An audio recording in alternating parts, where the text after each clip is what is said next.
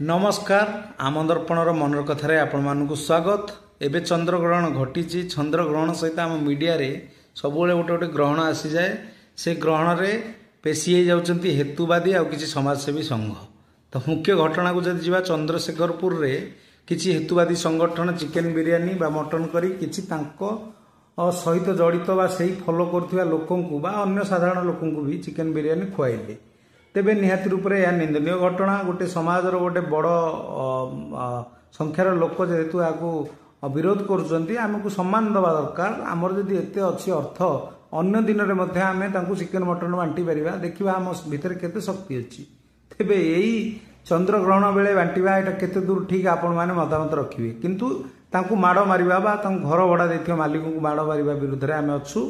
किंतु मीडिया जो द्विपाक्षिक कथा कहूची कि कहीं मारे अभावनीय घटना बहुत किसी हो गला, पहाड़ टाड़ी पड़ा, ये सब कथा को आपण ही बढ़ई ना। ये हेतुवादी कथा को प्रमोट करके न्यूज मीडिया रे बसई वितर्क करके आड़ आउ कि लोक आकर्षित कर बढ़ई से कथाटा जो गरम हम से कथार लोक भी प्रभावित हे ना। अधिकांश लोक तो चंद्रग्रहण बा नियम को फॉलो कर ना।